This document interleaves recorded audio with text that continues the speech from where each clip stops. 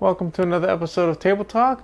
Today we're going to talk about how to play Deep Sea Adventure by Oink Games, a 2 to 6 player game, roughly 30 minutes, ages 8 and up. To set up this game, we're going to take the submarine and put it in reach of all players. Each player will then take a piece of their choice and put it on the submarine, like so. They're going to take the little circle here and put it on the white dot under the 25. You will separate the chips with the blanks nearby, the level 1, 2, 3, and 4 chips separated and shuffled up, and put them in a chain underneath the submarine, like so. Once the chips have been laid out and the players are on the submarine and we've set the air supply to 25, give the first player the dice and we're ready to begin the game. On a player's turn, there are 4 parts to it. First is to reduce the air based on the amount of treasure that player has. Second would be to decide whether you want to turn around and start heading back to the submarine, which isn't going to be applicable on your first turn. So we'll move on to step 3, which is to roll the dice. Once you roll the dice, you will move that many spaces, 1, 2, 3, reducing this movement based on how many treasures you have. Once again, first turn, no treasures.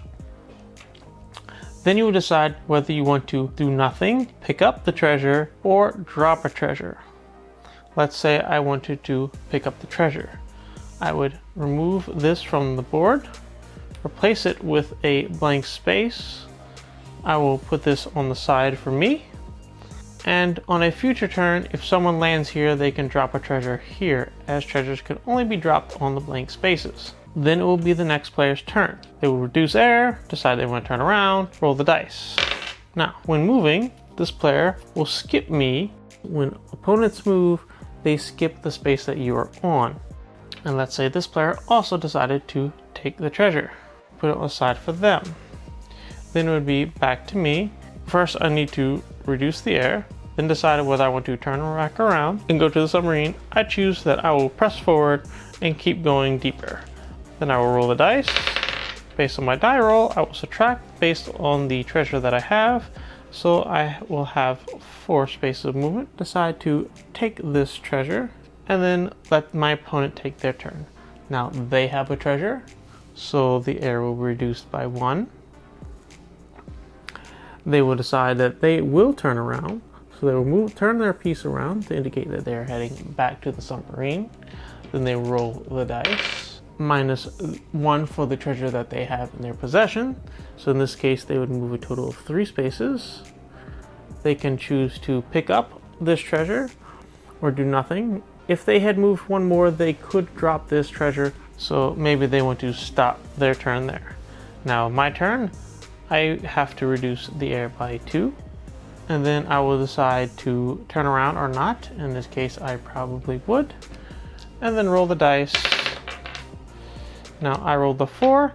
Since I have 2 treasures, I can only move 2 spaces. And the game will go back and forth like this until this token moves all the way to the bottom of the submarine where there is an X, in which case we've run out of air. At that point in time, if you've made it back to the submarine, then you may look at your treasures and bank them on the side, because they are now yours for the rest of the game and will not affect the rest of the game. If you do not make it back to the submarine, then you will take all the treasures, starting with the player furthest back.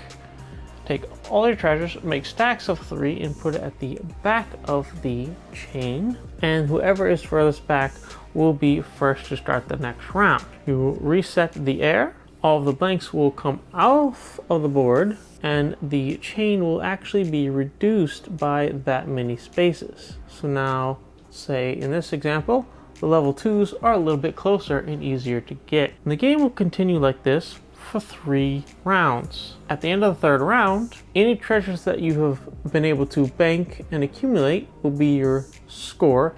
You will flip them out over to reveal what you got, and the person with the highest number of points wins the game.